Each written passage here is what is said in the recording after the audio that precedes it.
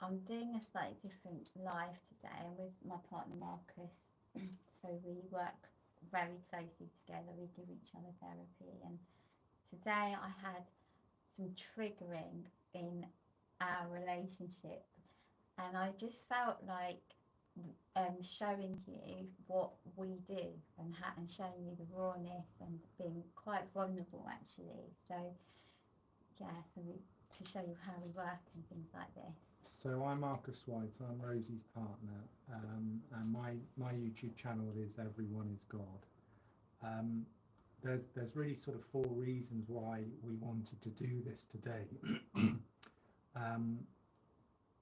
We've been talking about it for quite a while now, and we felt that we wanted to really show the raw reality of therapy and the way we work with each other. So that's really the first reason why we decided to do this, to be really honest about the raw truth of us and how we work and the things we struggle with. The second reason is because we wanted to show you how we give each other therapy, and the both of us have an unusual relationship because I'm a life coach amongst other things and Rosie's a therapist. We actually give therapy to each other on a regular basis. And to date, to put this in some perspective, Rosie's given me over 1,000 hours of therapy, and I have done likewise with her. So that's the second thing. Then thirdly, because obviously we're in a relationship, there's a completely different dynamic in our therapy because we're giving therapy to our partners, and this makes it far more intense and far more real, and there's much more emotion. It doesn't have that professional boundary of when we give therapy to our clients. It's much more tricky in a way and more challenging. And we wanted to show that whole dynamic and how we resolve issues in our relationship, because we are sex and relationship therapists amongst other things. So we feel really as therapists and with what we do, doing this live, it almost is the greatest test of our therapy, because it's all extremely personal to us, and we quite often get triggered in the therapy both ways. Rosie can become triggered, sometimes I get angry and frustrated and it comes out at her, and we wanted to be honest and do this all live. There's going to be no editing whatsoever. It's literally streamed straight onto the camera, and that is it, and it will stay like that. We will not edit this. So we'll go on till the end, however long that takes. Sometimes therapy sessions last quite a while. If Rosie and I get to the point where we really start triggering each other and it starts to get more fractious, then we have a rule where we end it. And if that happens, we will end this, and it will end quite abruptly without any editing again. So that's really, and we hope this brings benefit to people, and just so it shows the reality of being human and trying to work through human issues. Yeah. So yeah, that's it basically, isn't it? Mm-hmm. So are you ready to go? Yeah, I'll just let you know, guys, I feel really nervous about this. I want to do this, but I feel very exposed because it's going in on a lot of stuff that I struggle with. And Marcus is the biggest trigger I have in my life, but this is how I feel it. This is why it works well, because we are prepared to look at that and work with it constantly. And likewise, Rosie's the biggest trigger for me. I mean, this is, we believe, the truth of all relationships. The people you're most intimate with will trigger you and bring out the truth of you the most. And when you're in an intimate relationship, there's nowhere to hide. Whatever stuff you've got going on, whatever unresolved issues, angers, traumas, it all comes out. And I think we all experience this. Mm-hmm. And we want to be honest about this and show it in real time, live, the raw truth. Yeah. So, you ready, Rosie? I'm ready. Okay, so we'll begin the session. So what is it you're struggling with at the moment? So I was really triggered earlier so basically we did a car boot sale yesterday, and we had to get up really early for it, and we had to obviously prepare all our stuff and everything. Marcus is much more organised than me. I'm very chaotic, and I get when there's a thing with the organisation, I get really triggered into my chaos and my emotional state, and I get really like scatty. And that will trigger Marcus, because Marcus is very like gets things done, and he's just used to that kind of environment with people. So if I could just say, so there's only one difference with this live therapy we're doing to what we do when we're not filming each other and doing sessions, and that is that we're going to try and explain to the viewers the context of what we're talking about, because obviously Rosie and I know the context, but so that will be the only difference between what we do on the camera and what we do privately. So this, just to give you that context, this dynamic, Rosie struggles with organisation. Her brain doesn't work like that. She's very intuitive, very emotional. I'm more logical, and I have an obsession with organisation. I love it. I've sort of got a mild OCD type thing. And it means I love organisation. I feel safe with it, where actually Rosie feels very unsafe with organisation, and it panics her. Lack of organisation panics me. So whenever we do anything practical together, I naturally do it in an organised way. Rosie struggles with that, and she'll become chaotic and confused. And we've had literally dozens and dozens of, I wouldn't call them arguments because we don't argue, but we've been triggered by this time and time again, and it's come up yet again. And I get angry, and Rosie gets feels attacked. So I go into victim energy, because I feel attacked, and it will literally trigger all of my trauma from my upbringing, where I felt kind of attacked and vulnerable, mainly by my mum when I was growing up, and because she had a lot of anger issues, and even though Marcus doesn't maybe get outwardly really angry, he's got frustration when I trigger him. So that frustration triggers my sensitivity to anger from my mother in my childhood, because I've explained this before. Your brain can't tell the difference between time. So as soon as you're in a place of triggering, you will go back into that place you first learnt that triggering from your younger years, even though you're an adult. So I think, if I can interject there, so it's very natural for couples to argue.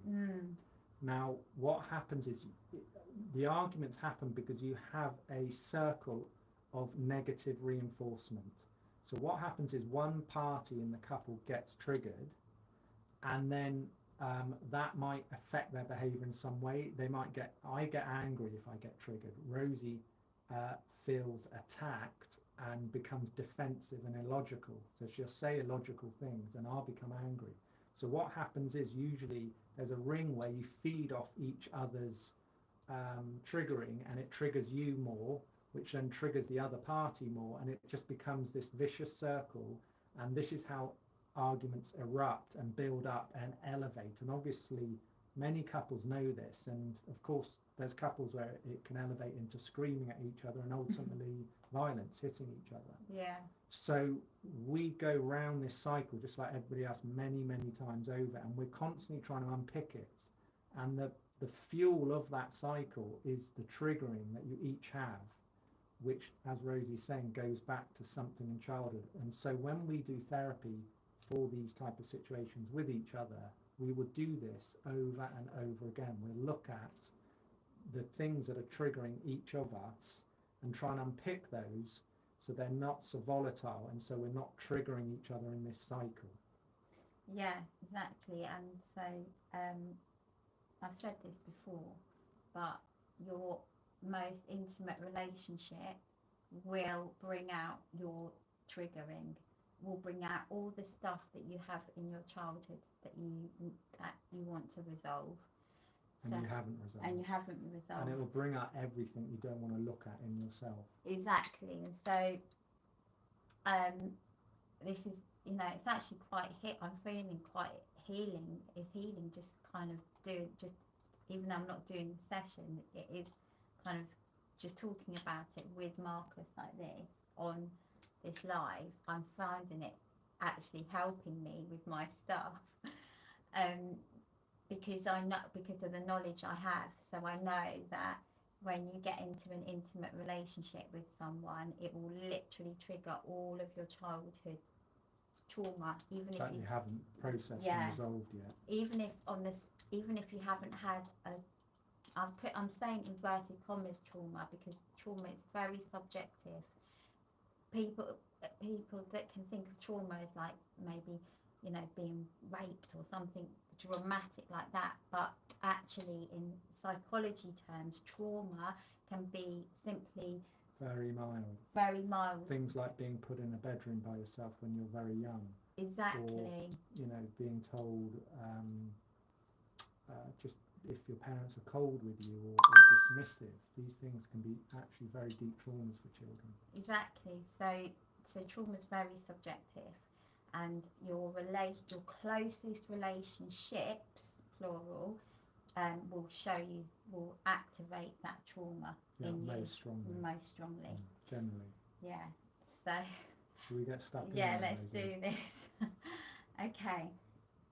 So yes, so we did a car boot sale yesterday, and I got I was not, because we had to wake up very early, and it, you know, we were setting up, and it wasn't even, we got there, so I was running late, and Marcus was already triggered about that, so we actually left. We planned to leave at 6:15 yesterday morning, and we left at, I think we were in the van at 22 minutes past or something like that, so we were 6 or 7 minutes later, and already Marcus's back was up in the van, and I was feeling bad, because I felt like I let myself down. Like, obviously I let Marcus down, let myself down, and I didn't want to be late, and I just felt really annoyed at myself for not planning what I should have planned the night before. And then, so we're both kind of feeling triggered at that point.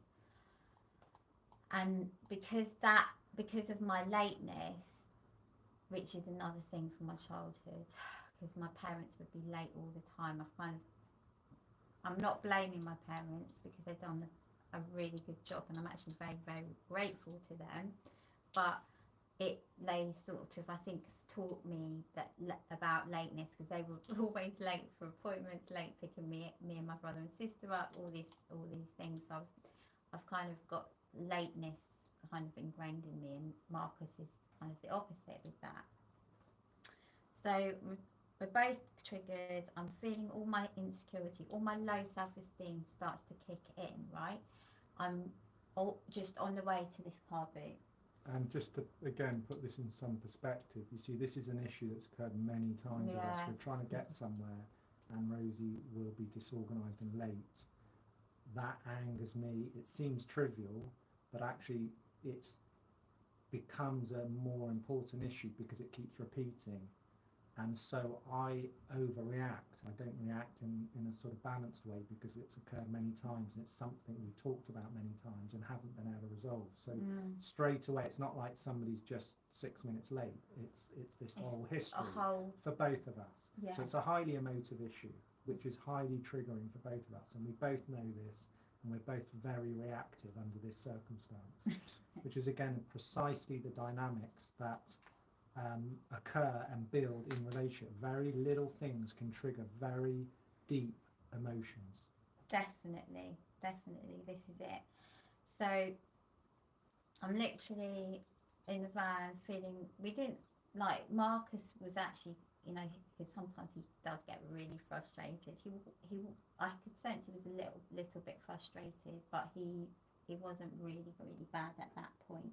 No, I mean, the way I react internally, my blood just boils almost straight away, and I've got rage inside of me. Externally, I'm trying to keep a lid on it, and I don't shout, and I'm certainly not hitting Rosie or anything, but my blood, the feeling I have, and this is something I'm working on, is literally my blood is boiling. It's almost immediate, and I'm trying to learn how to not only cope with that, but ultimately resolve it. So Rosie picks up on this, and she'll know if the tone of my voice starts going and becoming frustrated and sort of condescending to her, she knows I'm triggered and my blood's boiling. Yeah, so, and then I sort of was I just felt really at that point, because I was late, I felt so upset. It's triggering my low self-esteem, and then I was just trying to like think, okay, right, I was doing this, what I think most people do when they're triggered, and they have to kind of just get on with the day or whatever. I was sort of telling myself, just forget about it and sort of deal with it later. Now, this is the thing, okay? Your brain and your emotions doesn't forget about it. It doesn't just go away, even if you try and box it off and bury it and all of it, numb it out, all of those things, it just won't go. So, and I know that, but I was, wasn't, I think it was just 6. It was like, it was 25 past 6 in the morning at this point, and I'm like, a bit bewildered because I don't get up at that time usually, and so just sort of get on with the day, get to the car boot, and I'm in like it's not light, so we haven't got head torches because we never do this stuff. We never do a car poo. We've done one ages ago, and I'm literally there like Marcus is, he just gets up, gets out. Sorry, for our American viewers, car boot, boot is a trunk, what you guys call a trunk, and it's, where you sell stuff from your home out of the trunk of your car. There's hundreds of cars there who are doing the same, and it's just a marketplace for all sorts of stuff that people want to sell. Yeah, thanks for that. Sorry, I didn't. Yeah, well done. Thanks. Yeah, exactly. Just because we had a bit of a clear out of our stuff, basically. So, which is another thing that triggers me, because I've got a bit of a hoarder in me, and I get that from my parents as well. So that there's all these emotional triggers that are building up to this thing. So what we believe and observe as therapists is that very, very small triggers that look absolutely trivial and seem insignificant to outsiders in relationship can trigger very deep habitual behaviours in us that go back to traumas. This happens throughout all of life, and this is why people react very strongly to things that are trivial. It's because actually it's immediately going to something in their childhood. Yeah. And psychology does not respect time at all.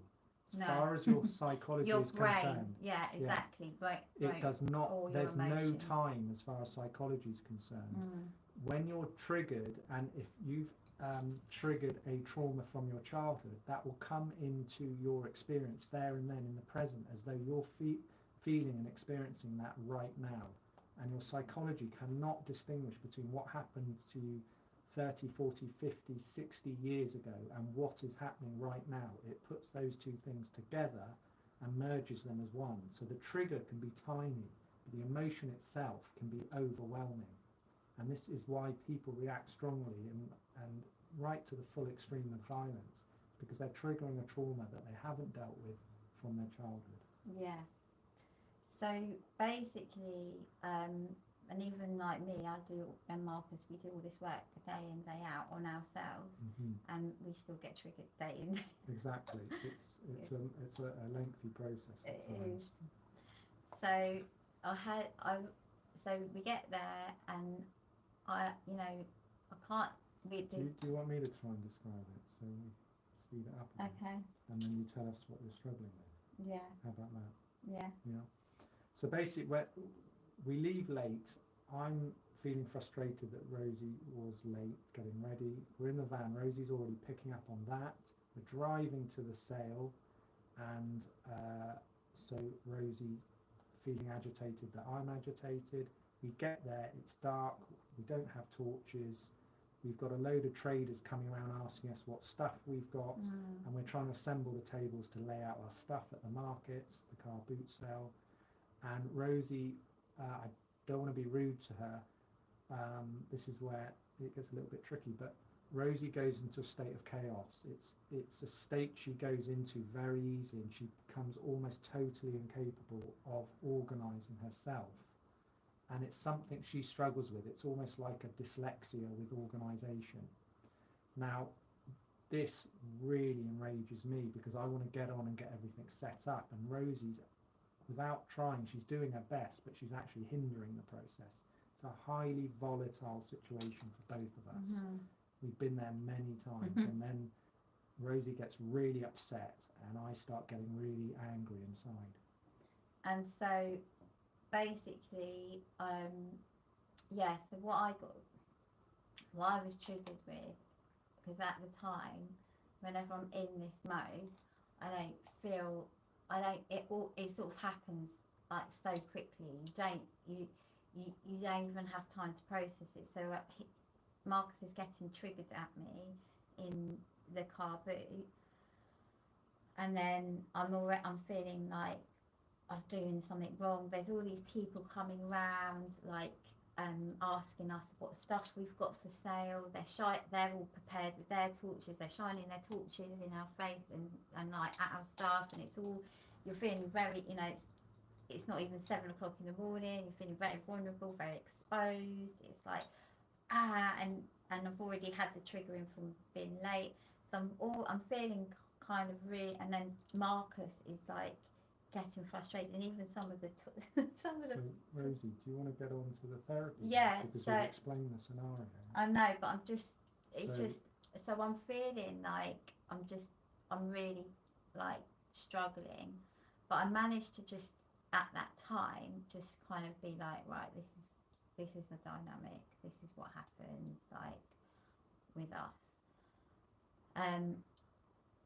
So what I felt really triggered about was the way like Marcus explained it. So he kind of came back home, and we spoke to Marcus's daughter just about how we got on with the car boot, and it triggered me, which I brought up with him this morning, which then triggered me again, which is why we're doing this live.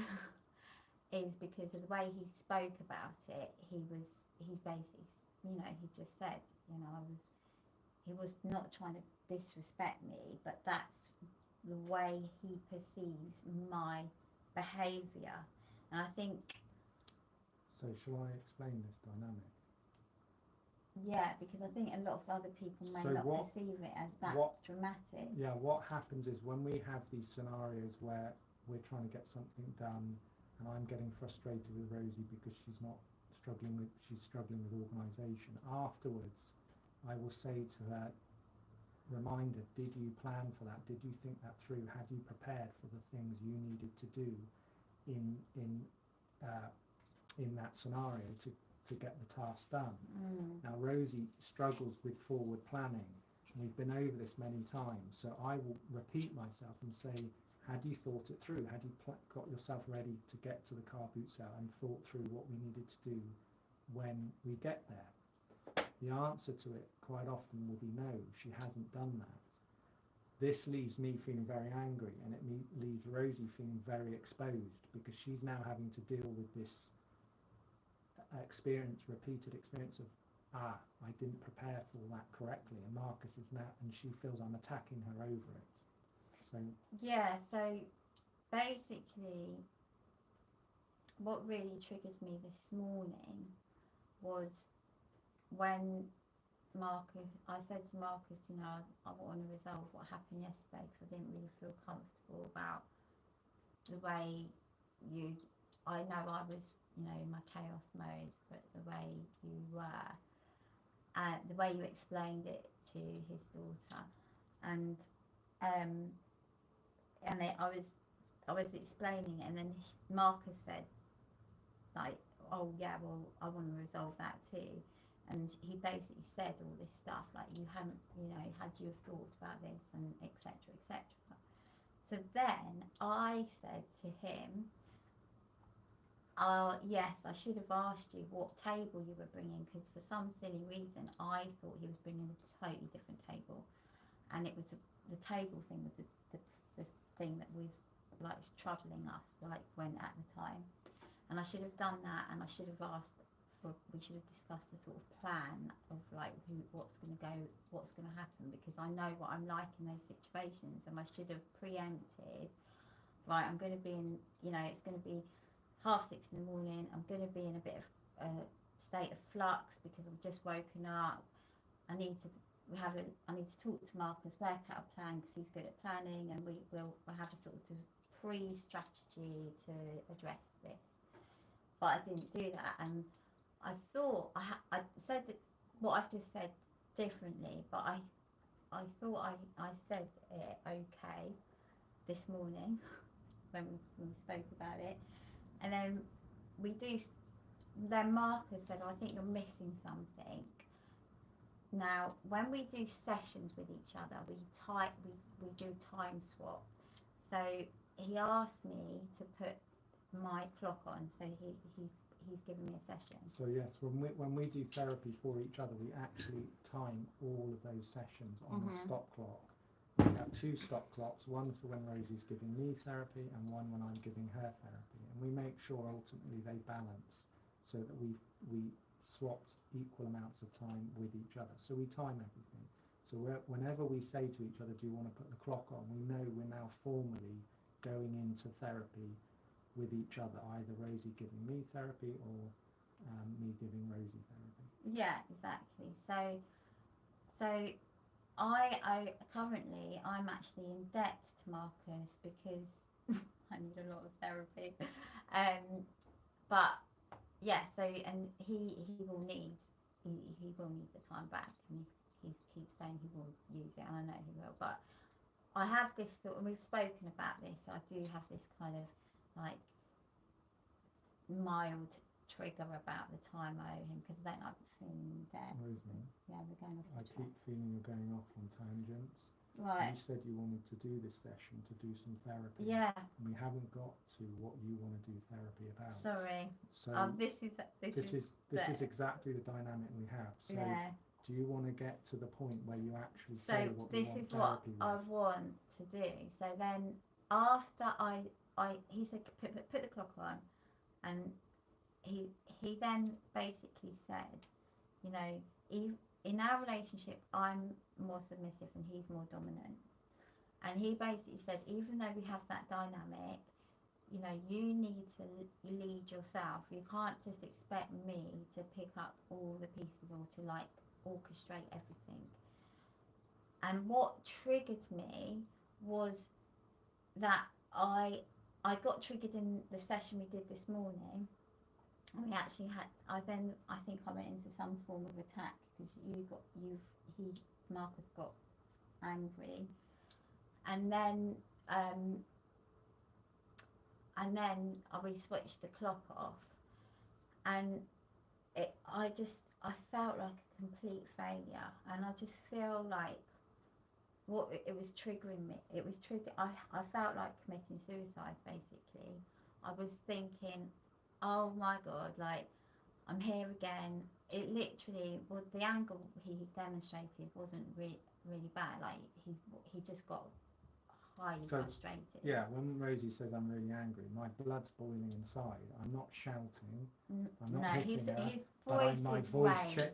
My voice raises somewhat. Yeah. Rosie's highly sensitive to it, but the tone of my voice changes and the frustration comes through in what I'm saying. So, and I'm already feeling a bit emotional now. So basically, I was feeling after this, because I thought I believe we need to take responsibility, and I thought I'd taken responsibility, and it was when he said to me, your behaviour demonstrates otherwise, and I was like, haven't I just explained that to you, that I realised that I didn't demonstrate responsibility, and in hindsight I see where I've gone wrong, and that really triggered me, and I just felt like I was banging my head against the brick wall. It's the whole thing we have, like where we just feel like we're back in this place of I just feel really like shit, basically. So that's the experience Rosie's having, where she feels she's explained herself, and then I'm not satisfied, and she then feels, instead of me saying, okay, I understand, that's fine, this is resolved, what I'm feeling is different. I'm feeling there's something quite often that Rosie's missing, and that what I want to explain to her. And this is when we sometimes put on the clock, but it's a very volatile time for us. So the clock will go on, and then I will start giving her therapy and saying what I'm seeing. Now we're both triggered at this point, and what I was seeing was, although Rosie was saying, I understand, I need to be more organised and I need to think about these events and be prepared for them, so I can operate in a productive way, organised way. What I was feeling was there was actually something there that Rosie wasn't seeing. And I was trying to explain this to her, that if she was fully resolved with that belief, fully resolved in the belief that she needs to be prepared and organised, she wouldn't actually be struggling with it so many times and keep going to these events and being unprepared. So is that what you were trying to say? See, he said it in a much clearer way now for me.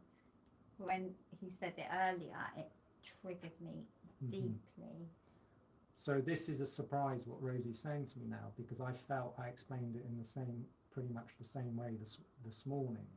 But you see, we were both in a high state of emotion at that moment in time. So it came across as attack to Rosie. Yeah. And what she said to me didn't feel like it resolved the problem properly, although she thought she had.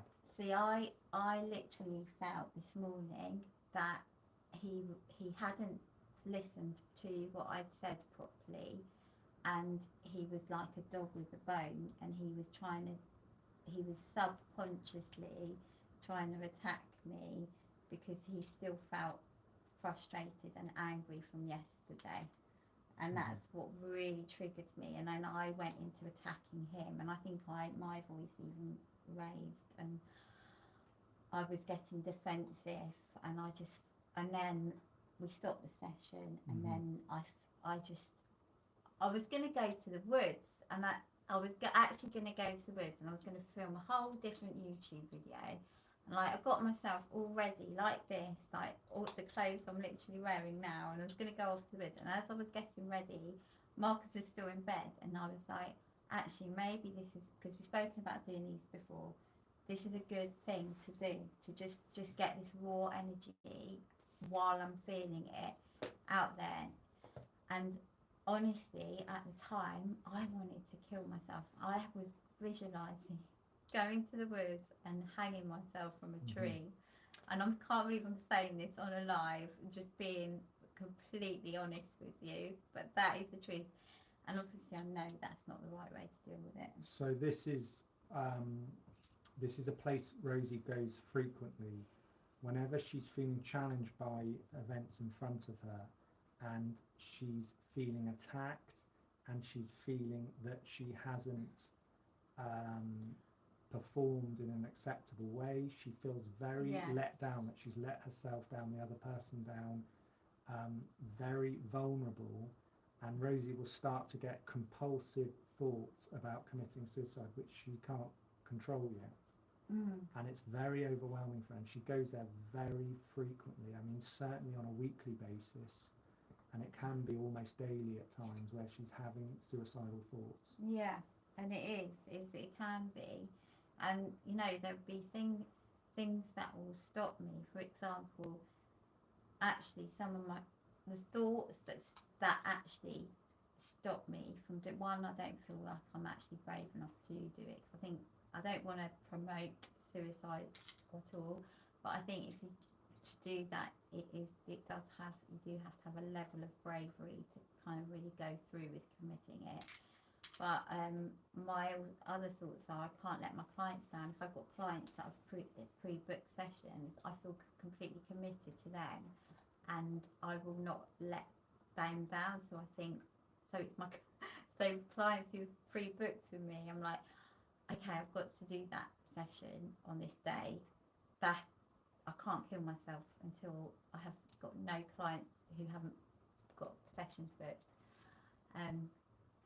So that's one good thing, I suppose, in that weird way. But I need to get to a point where I'm not that triggered or in these small things. And this is what I want to do this session about is. So what is it you want to do the session about, Rosie? Because I'm feeling really confused what it is you actually want to look at. I want to look at just feeling that you know, I don't feel I took responsibility properly from... Okay, so let's really drill down into this now. So let's remember, we've done this many times. I always say, in order to resolve something, the first step is to really isolate the problem and be able to pinpoint exactly what it is that's causing you trouble. So are you at that point yet where you can actually tell me precisely what it is that you're struggling with and what you want help with? So I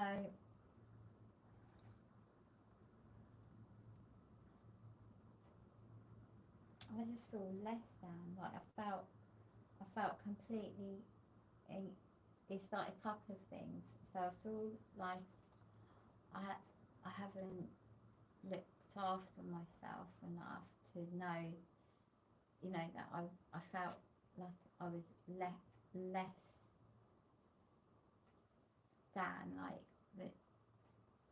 than you. Right, so you're feeling sort of inferior, less than somebody else, your partner. Yeah, and I feel really, I just feel really like I shouldn't be here. Like it just triggers all this stuff of you're no good. You should go, just go. So just so I understand, I've got a context. When was it you were feeling that? What was the context?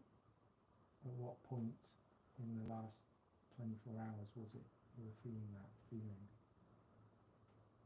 Well, it was this when we were talking this morning. Yeah.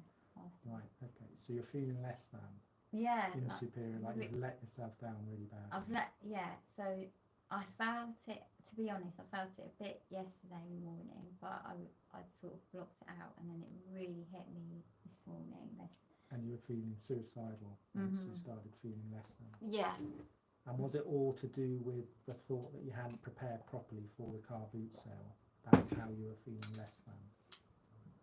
Yeah, and I felt I hadn't prepared properly, and then when I tried to explain myself to you, I felt like I failed again in the explanation, and it made me feel really like I just felt like complete failure. I keep failing. Okay. So is that specifically what you want to look at? This feeling of feeling less than and feeling like a failure? Yeah. Okay. Yeah, just feeling like what's the point? You're just going to fail anyway. Like, just going to... Okay, so we pinpointed the problem now. Yeah. Okay, so this is really important stage in therapy, to actually get the client to the point where they're really clear on what it is they're struggling with. And we've got a clear description now of that. Rosie's clear on what it is she wants help with. So the next step is there's two ways really I believe therapy is carried out. There's the internal work you have to do, where you look at the emotions and you find out what's at the source of those, and then there's the external work. Practically, what habits and behaviours do you change in yourself outwardly so that you resolve these situations on a practical level?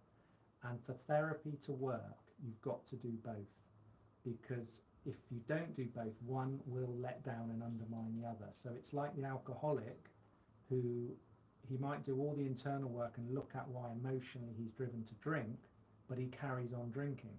Doesn't matter how much of that emotional work he does, if he keeps drinking, he remains an alcoholic. He undermines, through the act of drinking, he undermines the good work he's doing emotionally. And it's the same the other way. If he stops drinking, which is what a lot of alcoholics do through therapy, they stop drinking in some way. They manage to find a way they can stop drinking. So they've taken action externally to stop drinking, but internally they haven't dealt with the emotion, they haven't resolved the emotion, the compulsion to keep drinking. So these are people who continue to have the addiction, but they've learnt a discipline to not act upon addiction, but the addiction is still completely emotionally running. This is why you've got to do both. To get full resolution, so in the case of the alcoholic, he doesn't drink and he doesn't feel the need to drink. That is when he's completely resolved it. And then it's completely gone. He's no longer an alcoholic. And it's the same with all addictions, and we all have addictions of one form or another. Yeah. So with Rosie, we'll do this in therapy. I'll say to her, okay, how do you want to look at this? Do you want to go in on the emotion, do the inner work? Do you want to look at the practical work? We normally do both. So Rosie, what do you want to do now? Do you want to look at this emotionally or practically or both? So, well, both. Both. Okay, which one do you want to do first? Well, I feel like emotionally. Emotionally. Okay, so do you want to go in on this? Yeah. Okay. So this is the technique we practice over and over again. We say, do you want to go in on it or follow it back? What we're doing is we're trying to follow this emotion Rosie has, or whatever the client has. We're trying to follow that emotion back to a time in their childhood when they can remember feeling like this. And these are the sources of that emotion. So Rosie's feeling less than and what did you say? Sorry, less than and worthless. Yeah, and I shouldn't be here. And she shouldn't be I here. just don't bring value to anything. Yeah. So that's the feeling she's struggling with, and I'm going to invite her now to go follow that back to when she felt like this, the earliest memory she felt this in her childhood. So do you want to do that now, Rosie? Yeah. So.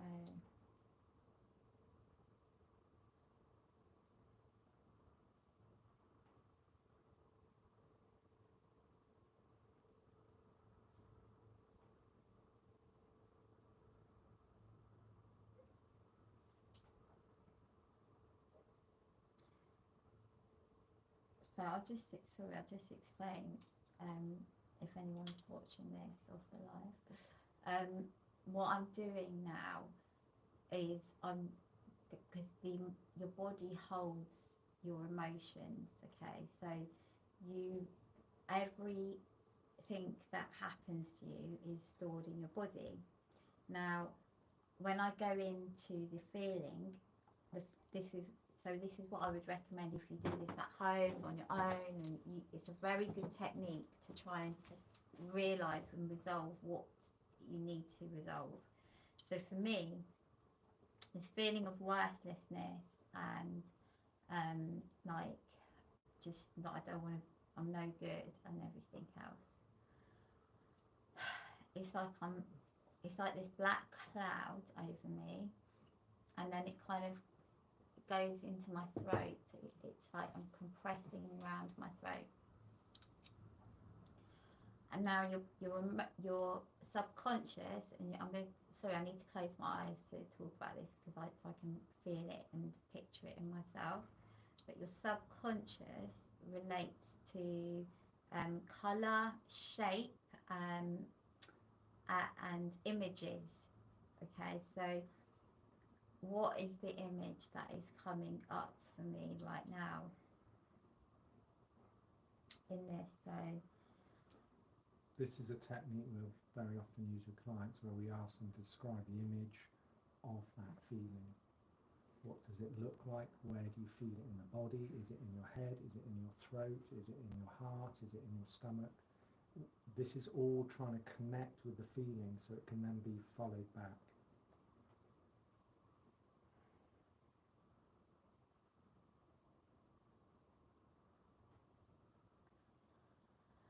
So it's in my throat, and immediately, so it's like this black cloud, but immediately I go back to being at nursery. Mm-hmm.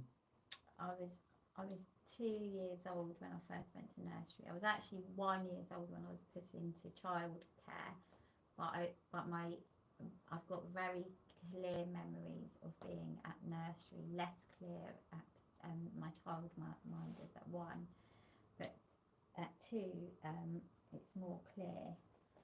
And I don't have any friends in the nursery. I feel very alone. I feel so scared that I'm numbing this loneliness. It's like my parents are both working, they run their own business, and I just want to be with them, and I'm just put into this nursery and having to get on with it, and it's making me feel emotional now, because I just feel I wasn't old enough.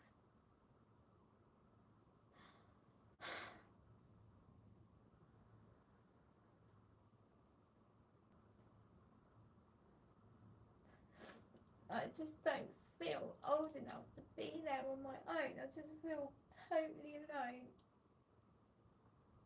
And I don't have any friends, and I feel like I don't know what to do, because I just feel I feel like I'm in a state of shock where I don't know what to do. And all the children are kind of playing around me, and I just feel scared. I don't know how to. It's almost like I don't even know really how to interact with them, because I feel like a bit. It's like I just feel like a bit of an alien, weirdly, because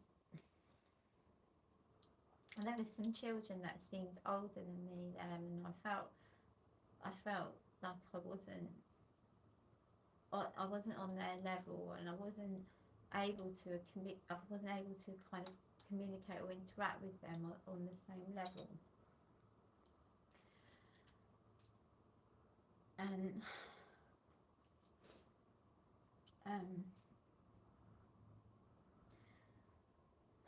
And I remember there was this slide there. For some reason, there was this big slide, and I really wanted to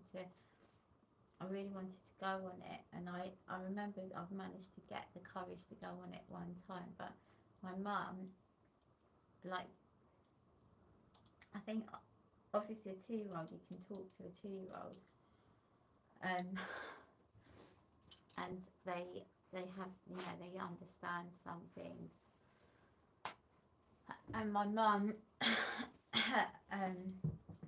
used to say to me, "Oh, be careful of the slide, be careful of these things." She also had a fear of men, so she'd be, if there was I think there was a man working in the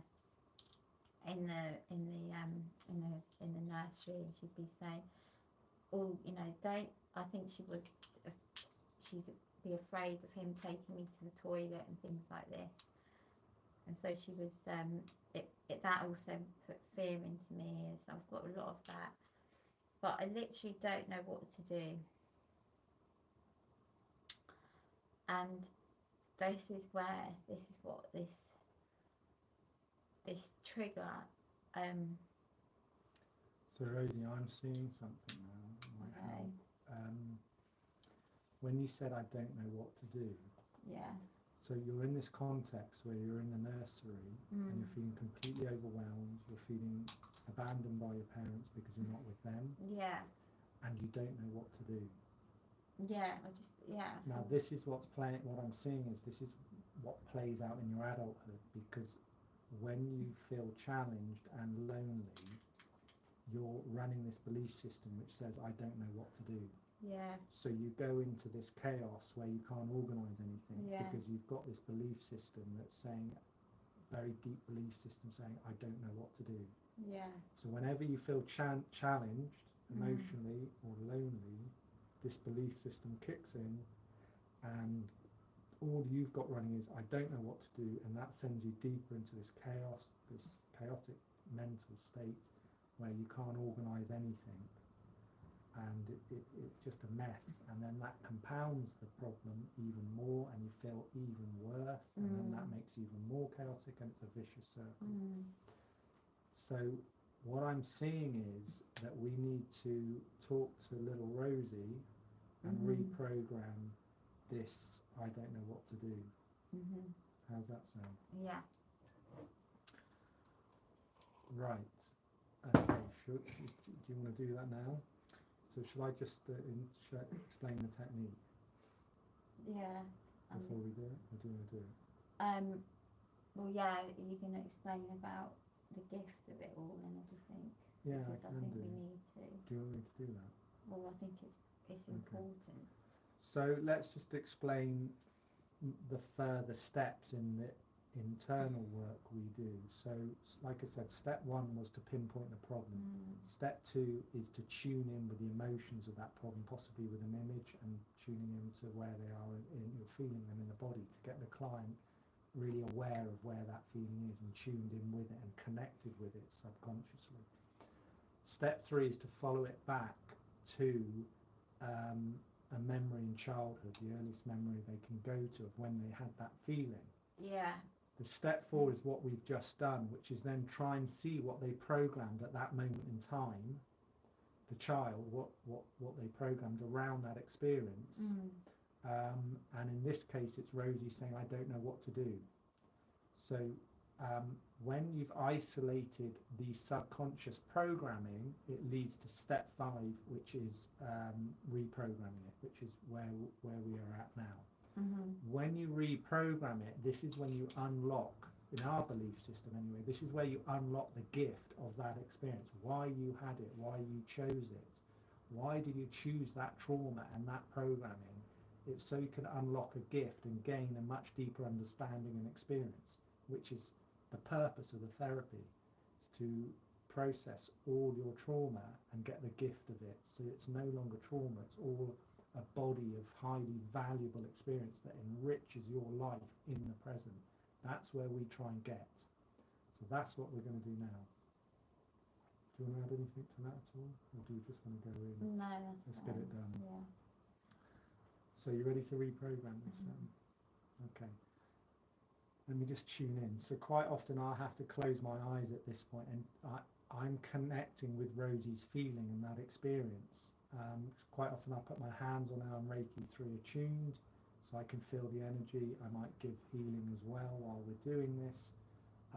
So because this is the first time we've done it live, I've been slightly distracted obviously by engaging with the viewers, so I need to just set and tune in with all this emotion and see what it is, tune in with what Rosie was feeling and tune in with the reprogramming.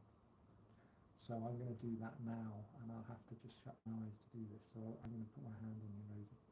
I need to put my hand down here as well. Okay, let me just feel that. All right.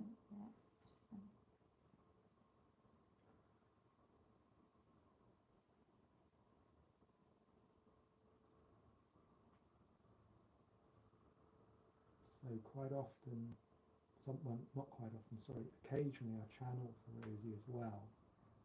I don't channel anything like as much as Rosie does, but I do channel occasionally, and you can channel anything, anybody can channel anything, and I'm feeling I've got God coming through.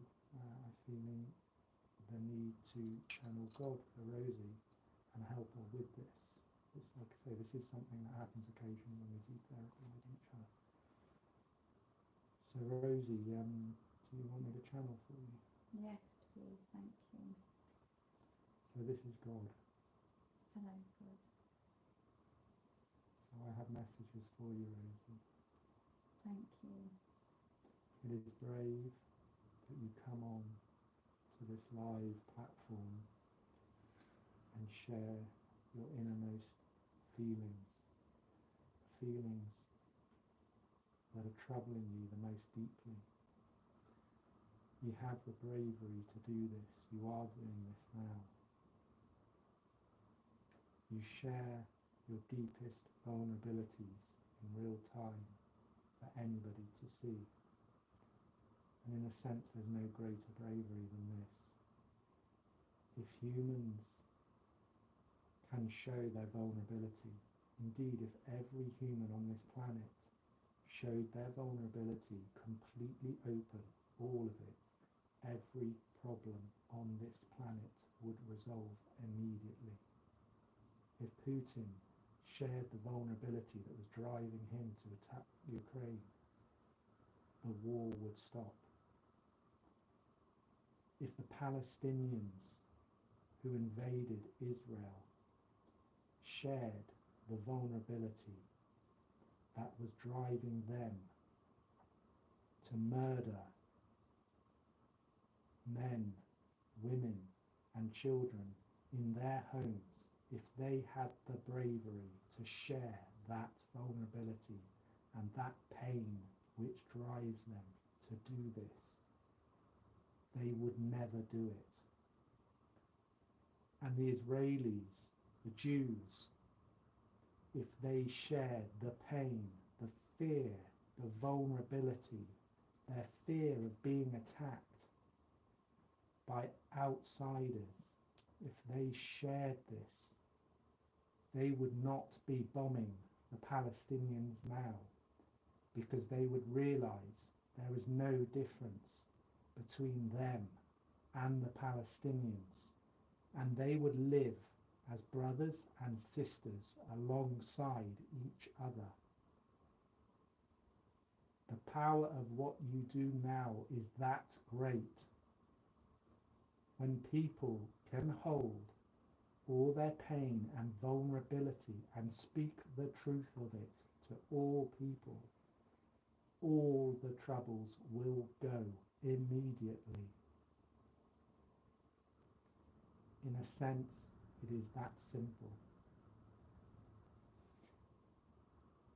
You have shared your innermost vulnerabilities today. Your desire to commit suicide that comes over you on a weekly or daily basis. You have cried in front of anybody who wishes to watch this, anybody in the world. This will be of huge benefit to you. It will help you immensely with these problems. Carrying out therapy live is possibly the greatest form of therapy there is. And as you know, you are a sexual healer, and one day you will carry out this sexual healing live with people on camera for all the world to see. This will be your greatest power. And this, Rosie, is the message, the reprogramming of this experience. This experience you've had of being alone in the nursery, of feeling alone, and programming, I don't know what to do. Well, now you do know what to do. Now you know. All you have to do is tell your little child that you do know what to do now as an adult. Reassure her. Let her know that, yes, she might not have known, but you do. And you will keep little Rosie safe. Tell little Rosie you know what to do, and you will keep her safe at all times. Can we do this now?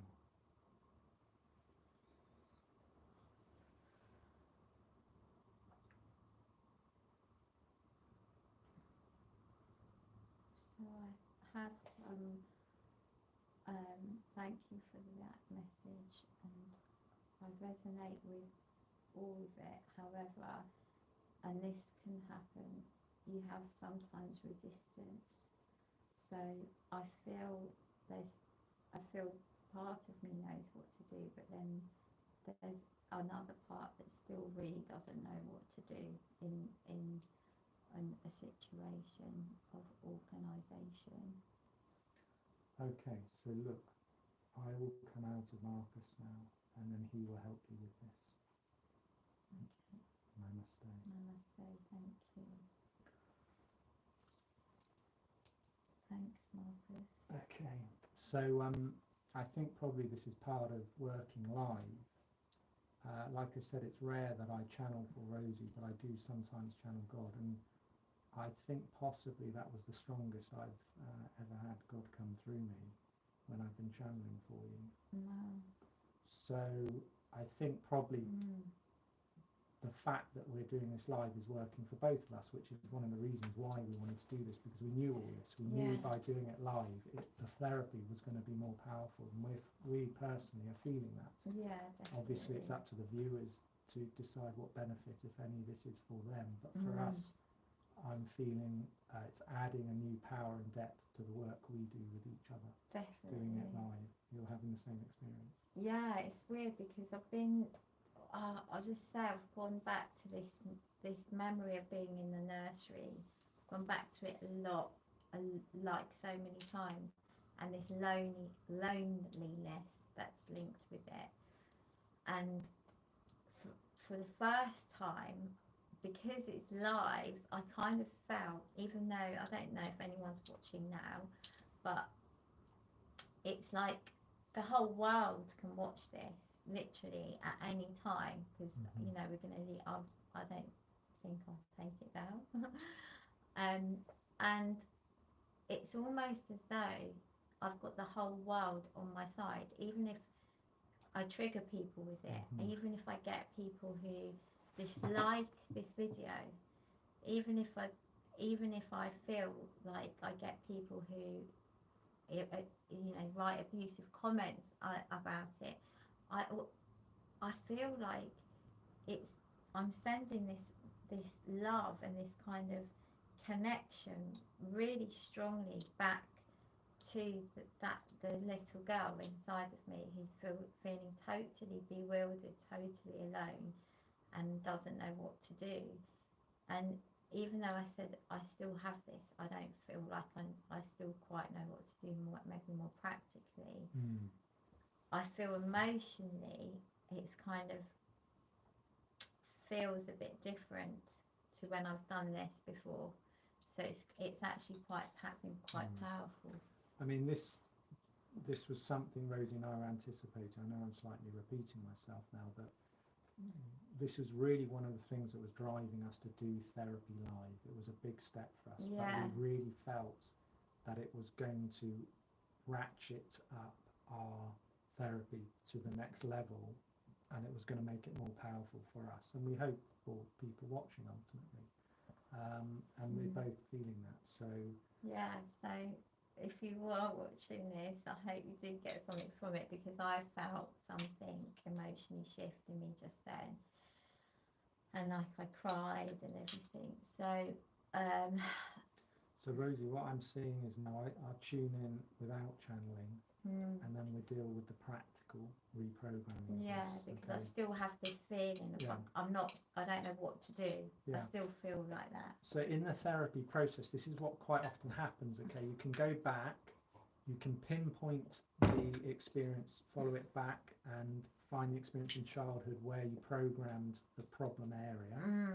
And then you can start trying to reprogram it, and you can get a lot of resistance coming out. It's very common. We deal with this all the time with our clients and with each other. And when you experience resistance, you've really got to try and find ways around it, through it, maybe go to another place and get another perspective. It's sort of like a detective journey. It's trying to, like a detective tries to follow clues and solve the crime. We're trying to follow clues and solve the problem within us. Yeah, because also when you've got resistance, it's a lifelong of coping mechanisms that you've used to get you through life, basically, and that you're identifying with. So it's like this chaos, I identify with it so strongly.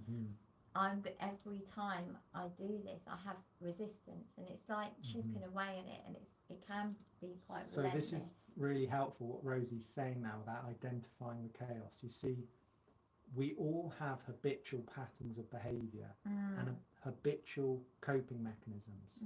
Now, she's just described it. Her go-to place is chaos and feeling less than, and feeling like I'm a waste of space. Waste of space. I shouldn't be here. which then leads into wanting to commit suicide. Yeah. Now, this is her go-to place. My Yeah. go-to place normally, quite often now, is anger. I go to anger as my first emotion that will come up when I'm struggling with something, particularly with Rosie. There's other emotions I have as well. They're my go-to places. Yeah. So the go-to places we go to, the coping mechanisms we have, those habitual, they're actually dysfunctional behaviours, are very, very stubborn. Yes.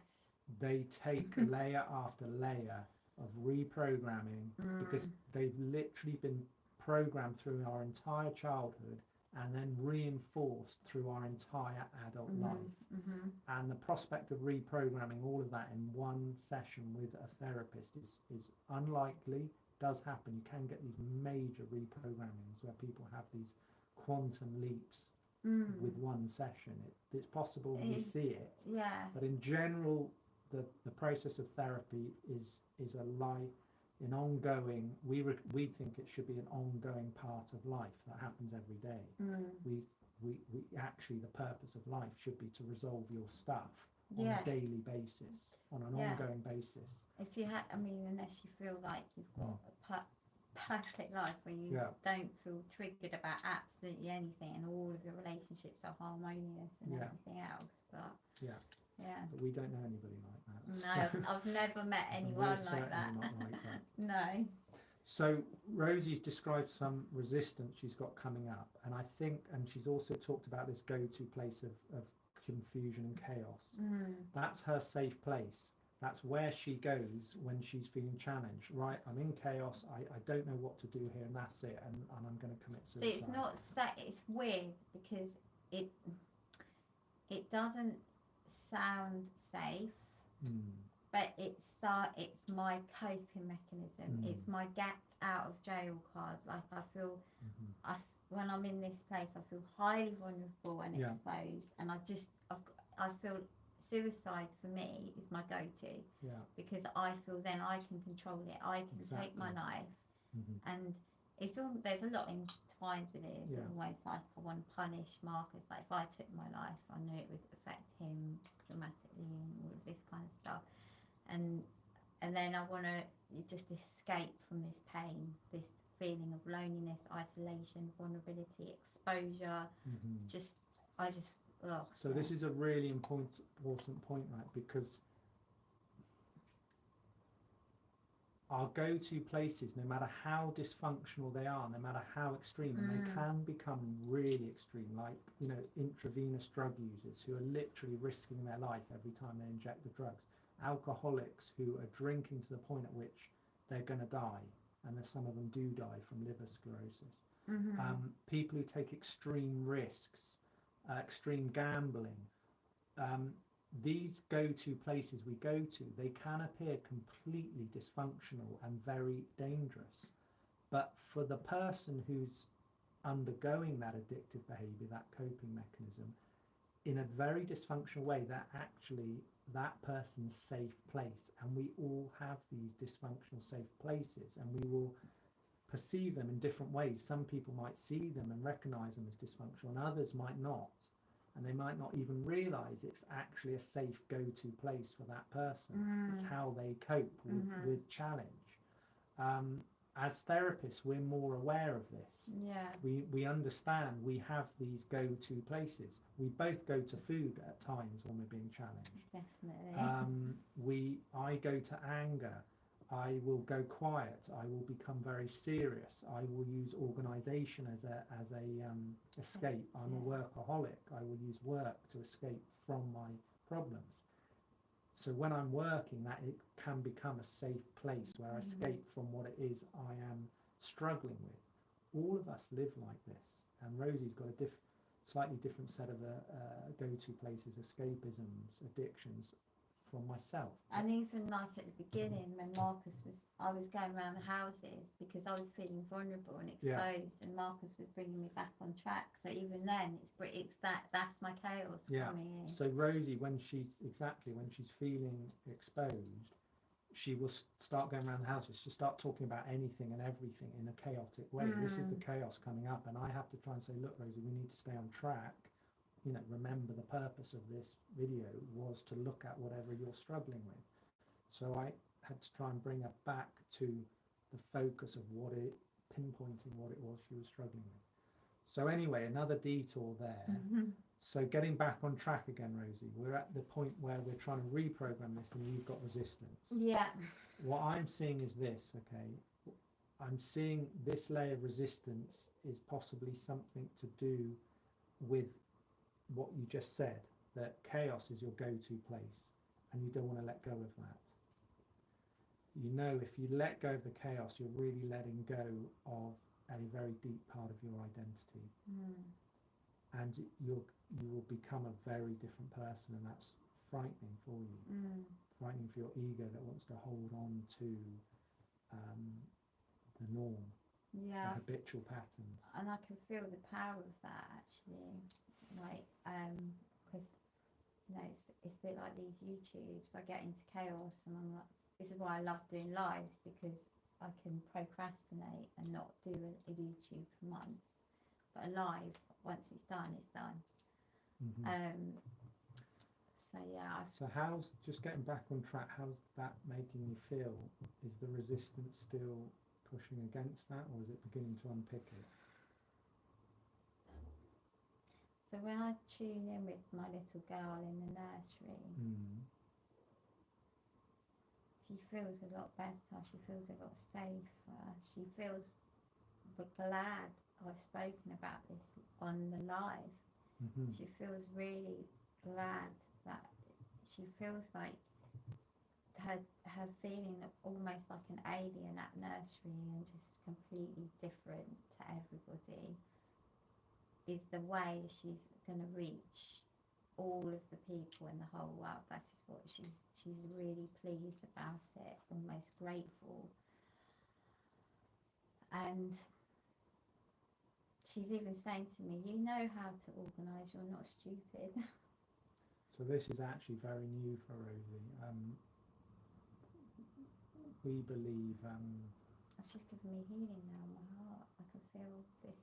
I see her in front of me. She's giving me that healing. So this is all quite new ground for us. I'm not sure we've ever had that experience before, where our children are... Well, we have to some degree, but it's coming through quite strongly where your inner child actually starts helping you and giving you healing. It's because of doing it live. It's really powerful. Just allowing myself to be this exposed and really just putting it out there. I mean, and being honest about my stuff and how raw I feel.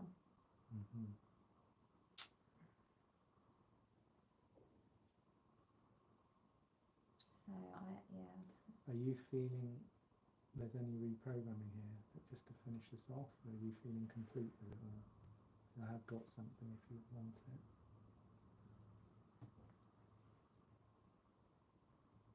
So I feel like I just want to say this.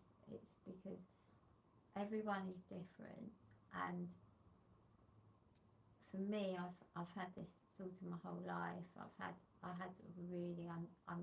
got my eyes closed right now because I'm connecting with all of myself from my past, and I had a really difficult, a very unusual upbringing. I spoke a bit about this before, but my parents were hoarders. We all slept in one room together for about 18 years in the same room on mattresses on floors, and we felt very connected, but then there was a very dysfunctional element to it. And I feel like I felt so alone at times, deeply isolated. I couldn't ever let anyone in our house. I couldn't ever talk about what was going, the way we lived, because my parents would tell us, don't tell anyone how we live because you'll be taken away from us and all of this stuff. I mean, they wouldn't sort of say, well, they would basically say that. And just, sorry, put this in some perspective for the viewers. Rosie's upbringing, when she says her parents were hoarders, they weren't just hoarders, they also, I don't wish to be rude to them, but they had an extreme dysfunction with practical life. And basically the conditions Rosie was brought up in were near slum conditions. We really can't exaggerate this. She had no hot water. For 8 years we had no, because they wouldn't allow a plumber to come in. The council said, because it was a council house, they would fix the plumbing, and they were saying we will pay for it. They wouldn't allow anyone to come in. So she had this very dysfunctional upbringing where the house was completely full of rubbish.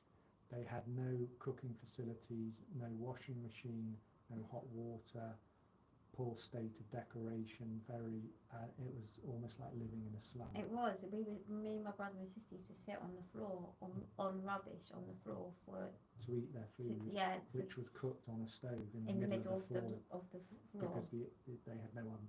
Anyway, so Rosie's had this very extreme sort of slum upbringing. Yeah, and so in one respect, I was never able to tell anyone outside of our home about it, and it was very lonely and isolating from that perspective.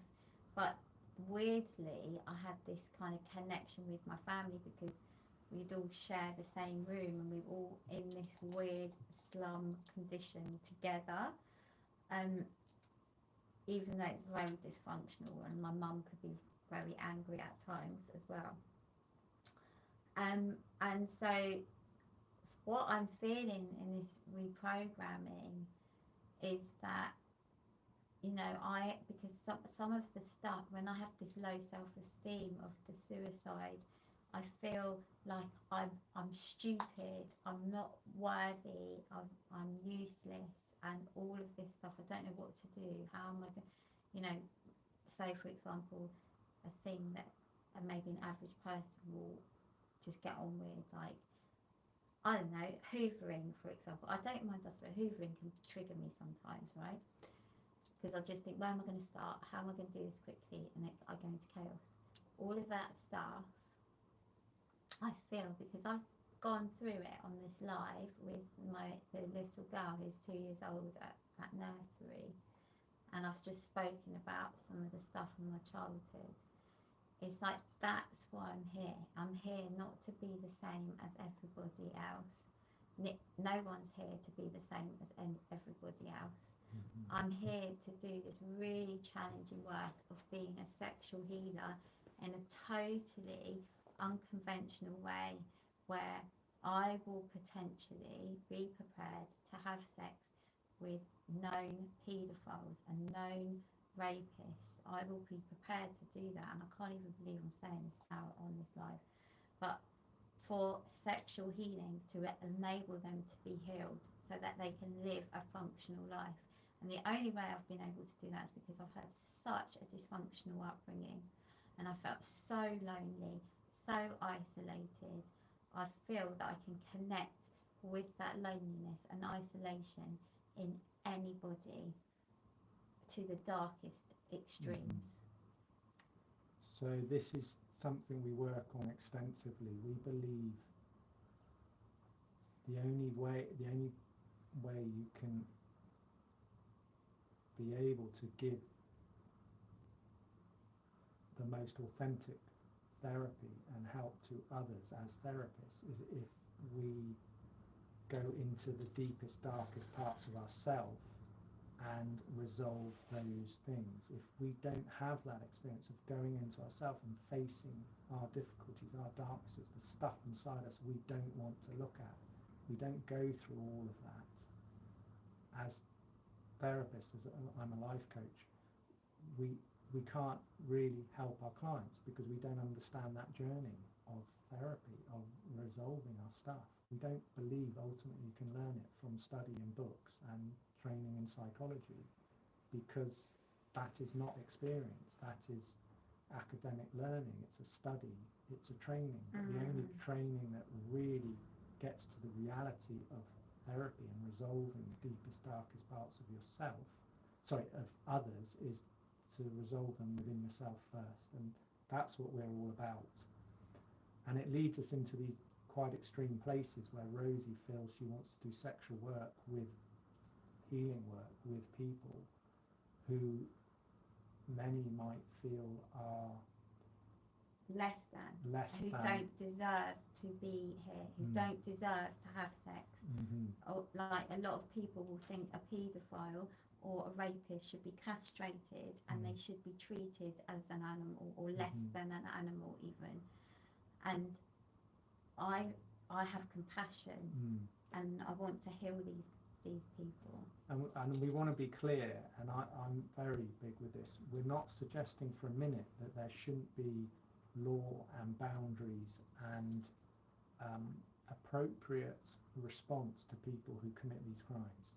We're not suggesting some sort of airy-fairy, oh, let's just forgive and be nice to them and let them pretend they're just normal, like able to have sex just like everybody else. No, we're talking about very deep therapy coupled with very intensive discipline and holding people responsible for their actions. So what Rosie's talking about is the therapeutic side of it.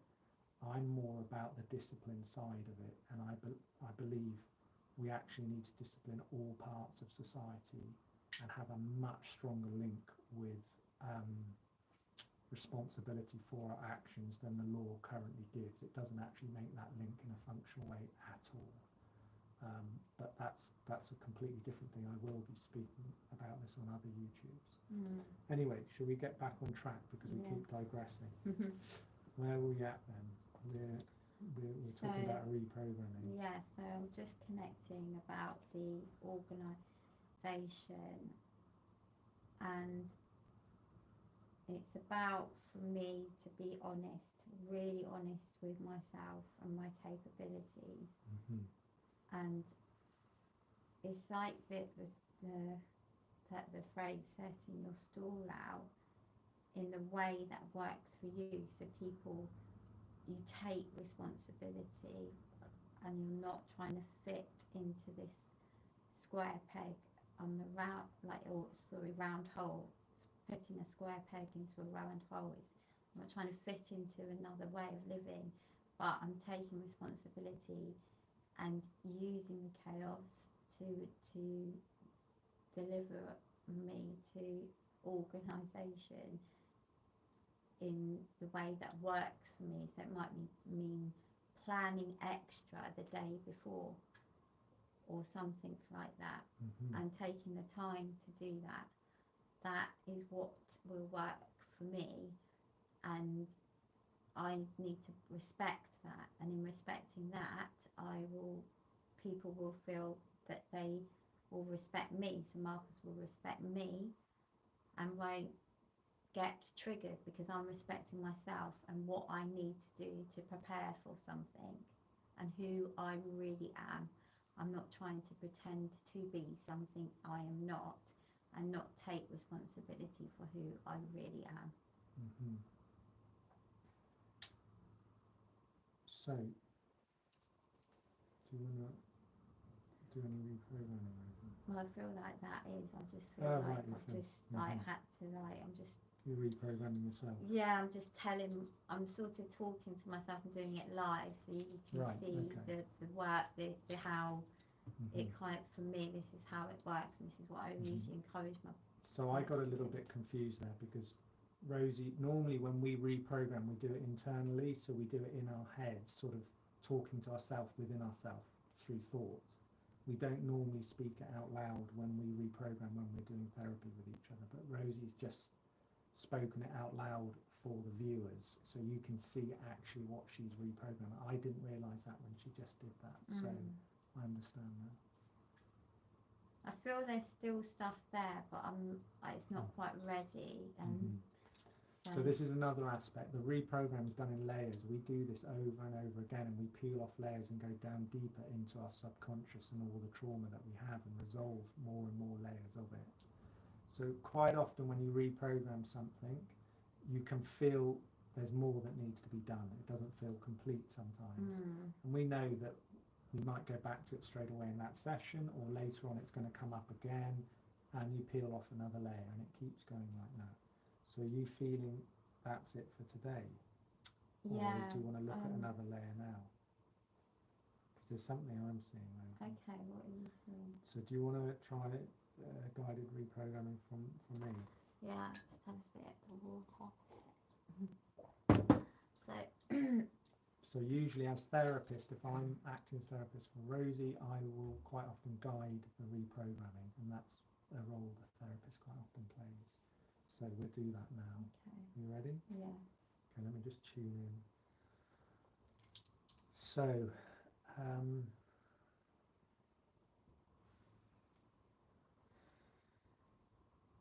so what I'm seeing is just connect little Rosie. And just remind her, she might know all of this, but I'm just feeling it all needs to be said and sort of straightened out. So can you say to her that you understand that she felt lonely and isolated and felt that she didn't know what to do then? Yeah. And tell her that's okay, that it's all right that she felt lonely and didn't know what to do about it. Yeah. And can you tell her that she doesn't need to figure that out? She's a little girl, and it's not her job at that time in her life to figure those things out. No. I feel like she wants to sit on my lap and be cuddled. Okay, do you want to do that? Okay, so give her a little cuddle on your lap.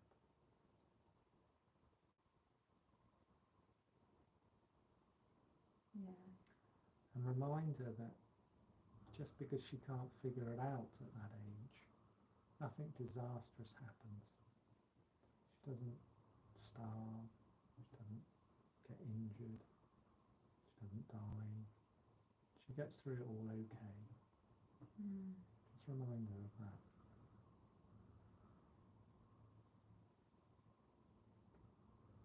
Yeah, she wants, she feels like it's now, usually I feel like, oh, but it is really hard. And because we're doing this live, I feel like she feels that this is the talk, it's adding, she's understanding more why it's hard. Okay, what mean the purpose of it? Yeah, the purpose of the difficulty. Okay, and what is that understanding that she's seeing? Well, because when she felt so alone and not knowing what to do, now I feel like I can connect to people deeply because I've had that experience, and if I hadn't have had it, I wouldn't have had this compassion. Okay, so this is really good. So she can see how as an adult now it gives you this ability to connect with other people's loneliness in a much deeper way. And hardship, like and feeling hardship. really like the lowest of the lowest. It's a really unusual feeling, and I don't know whether people allow themselves to even go there with that low feeling. Okay, so what I suggest now is just moving on slightly from that. Can you say to her that as an adult you're learning and understanding how to resolve all these issues? That's the path you're on. Just remind her of that.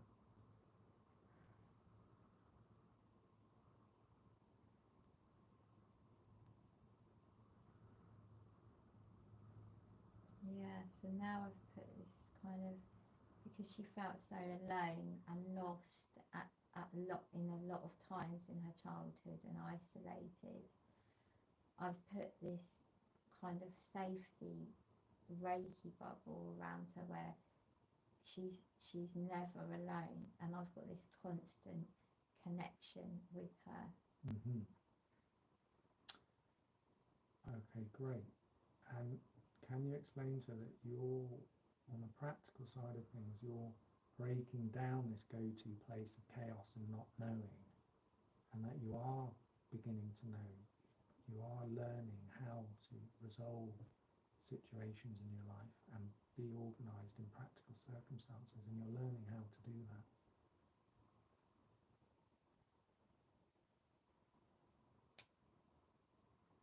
Yeah.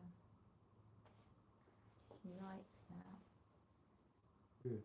And so we build on that now. I want you to tell her that because you're learning how to break down these limitations and you're becoming more organised, more practical, that you can be more organised and practical for her and take better care of her. Yeah. She likes that. So tell her that you're learning all the time how to keep her ever more safe.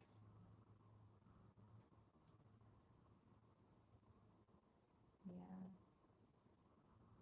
I'm telling her, I'm learning it all the time. I'm telling her that I'm listening to her and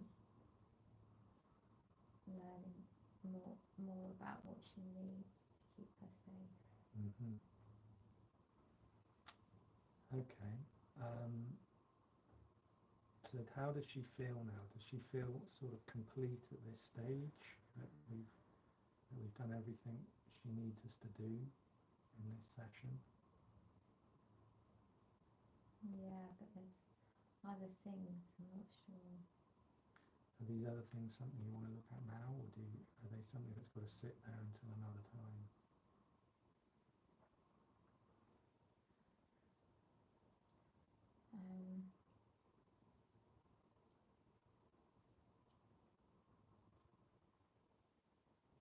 I think all it is, I think I just need to say it's linked with waste and discomfort, uncomfortable situations that we block off and that we kind of just try to forget about. I feel it's linked with that, and actually I don't know whether I've got the energy to go into it now. Yeah, I'm feeling that. But I just wanted to say that I just wanted to kind of put it out there while it's in the moment. It's about valuing all aspects of your whole life experience. So you're not trying to forget or shut out the discomfort, the boredom, the melancholy, the less traumatic, even the monotony, the greyness of life.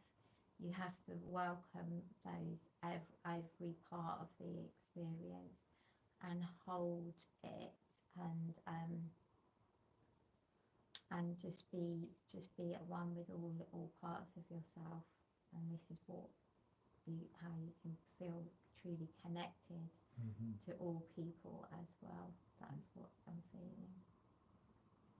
Okay. So I feel like that's helped, actually, just saying that. Okay. So are we all done? Yeah, so thank you. Okay, thank you. Wow. Well done, Rosie. Thanks, Marcus. Very brave. So you. The last thing I'm feeling, I'm just wondering if it's not, doesn't feel right for you, and don't worry, but do you feel you want to end up with a channel, a brief channel, or is your energy too low? I could do a quick channel, I think. Do you want to round off the session with a quick message? Yeah, because I think I'm sort of... You were sort of channeling then, weren't you? Yeah. I'm feeling like something wants to come through from you. Okay. So Rosie's going to go into channeling now. She more frequently does the channeling. Rosie's done over probably around about 1,500 hours channeling for me. And it's very, very natural for her. So we quite often do this. So she's going to go into channeling now. All right, you ready? Do you want to hold hands, or do you want to? I feel like... You're going to hold those. Welcome, beloved ones. Welcome. Place your hand on her hand. Welcome. Who is this? Welcome. This is the Wildertron. I am the devil of light and dark. I am the opposite of God, but more consciously the opposite of yourself. And the consciousness of yourself that feels dark, feels difficult. I am the greyness, the monotony. I am the things that you do not wish to see, you do not wish to look at. The awful, the disgusting, and the absolute dread, alongside the dull and the delirium, that she can't pronounce the word. The reason why I've come through on this channel today is to welcome you all to be brave and face those difficulties within inside of yourself, those discomforts, the things that you wish to shut out. When you are feeling lonely and isolated, this is what it is trying to show you, to connect within yourself. Be brave, beloved ones. Show your vulnerability. Don't be afraid of that rawness, the rawness that connects with you all. This is how you will feel at one, and you will feel the deep reverence inside of yourself become true, and you will be the leader, the ruler of your own life, the king or the queen, and you will lead and walk your path with truth and heightened head, and feel the respect of all, because you will respect your whole being. Do you have a question for us, Marcus? The only thing I'm feeling is I just want to do a quick explanation about yourself and what you represent. So the Wildertron is one of the most common frequencies that Rosie channels. Now, we don't believe in the biblical devil as such, but we channel the Wildertron, which we would describe as the fully conscious and benevolent, if you like, aspect that represents all the dark side of life. We believe that all darkness has as much function as all the lightness. And the idea that humans commonly have, that we've got to somehow suppress or eliminate darkness and just sort of move into the light, is actually wholly impossible and leads directly to all the difficulties we have. Because instead of learning how to hold the darkness in consciousness, which is, we believe, the only solution to the problem, what we're doing is suppressing the darkness, and then it immediately becomes dysfunctional, and then this immediately leads into all the war, rape, torture, paedophilia, everything that we have on this planet. It's a bit like the prohibition in the States. As soon as they banned alcohol and saw it as a darkness that needs suppressing and needs to be illegal, it drove alcohol underground and really led to the formation of mafias, which then continued. We believe as soon as you suppress darkness and try and eliminate it, you actually just cause it to become destructive and dysfunctional. So the consciousness of all of this, the frequency that represents the full consciousness of all of darkness, is the Wildertron, fully conscious darkness. And that is the guide, the frequency Rosie's channeling at the moment, and it's one of the most common guides we work with. Rosie's channeled the Wildertron for hundreds of hours. Does anyone have a question? Is there anyone watching this that will have a question for us, for me? We've got a few people watching at the moment. I'm not sure if people can post questions live at the moment. Possibly if anybody who's watching does want to try and post a question, it might come up on our screen. So do feel free to do that, but if not, I'm sure we will be taking questions in the question and answer session that we're Rosie wants to tell you to ask. They will be able to see the question. Okay, well, please, if anybody does want to ask a question, right now, please do type it in. I believe you can type it in and it should come up on our screen. But this is the first time I've done this, so I'm not quite sure how it works. Does anybody who's watching have a question?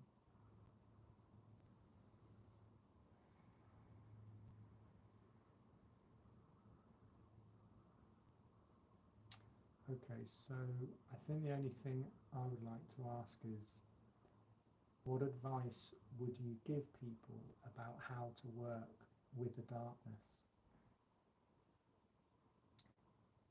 Allow the darkness to be present. Do not shut it out. Feel it within yourself. And if you need to go to a private place to understand it, do so, because this is respecting your whole self. You are all half dark and half light. It is impossible for you to be all one, all the other. It is all, every single being, every single atom on your planet is half dark and half light. You must value yourself as that truth. Once you do, and you do it in a respectful way, this will help ground your darkness and use it for good or for what it is there for. Every piece of light and darkness is there for a purpose. There is nothing on your planet that is not purposeful. This is very key to this understanding. So just to elaborate on this point, I've got a background in physics. I've got a degree in physics, and we study things like quantum mechanics and the fundamental particles from which all matter and everything is built. And what I see underneath all that is the absolute fundamental building blocks of reality are dark and light. They come together. It's like, and they always add to zero. So if you imagine that minus numbers represent darkness and positive numbers plus one represent lightness, what happens is for all the light we've got in us, we have to have the equal and opposite darkness in order to actually have anything to build ourselves from. So, for example, if we have a +1, we have to also be a -1. And if we have a +2, we have to have a -2. And these are the building blocks of reality of us. And this is why everything is precisely half dark, half light, because you pull the dark and the light out of the zero of everything. And you pull a +1 and a -1 out of the infinite void in order for creation to happen. But the +1 and the -1 always add up to zero. The +2 and the -2 always add to zero. And you just keep pulling these numbers out of the infinite void and the Big Bang, if you like. And from those numbers, you create everything, including us. So fundamentally, it's just a physical law that everything has to be precisely 50% dark, 50% light. This is something that generally humanity does not believe. In fact, we vehemently reject the darkness and we try and eliminate it. And we've been doing this for our entire history, thousands of years. We'll never do that, because the only way you can eliminate the darkness is to eliminate all experience, to eliminate everything we're built out of. And that leaves nothing. So in order for us to be alive, we have to have half darkness, half light in our life. And our trying to eliminate the darkness just causes all the problems we have. The other option is to understand all the darkness and the purpose of it, which is what Rosie's just channeled. When you do that, you unlock the full power of life, because you're now seeing the purpose in all of your life, rather than just trying to do the impossible and just trying to force life to become all light, which is impossible. It will never happen.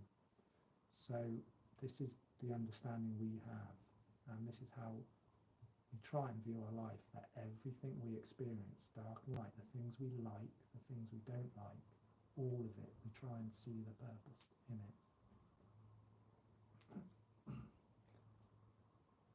Is there anything else you want to say to the Ultron?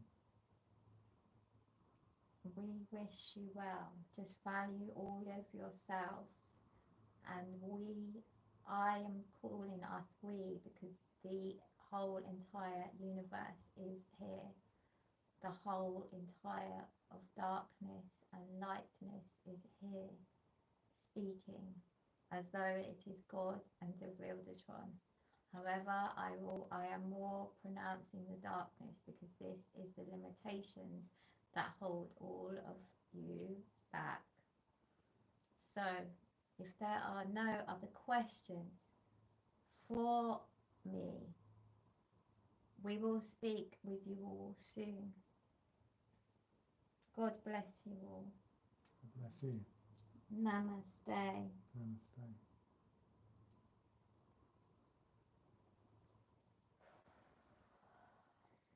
All right, Rosie? Yeah. Wow. That was quite something. Yeah.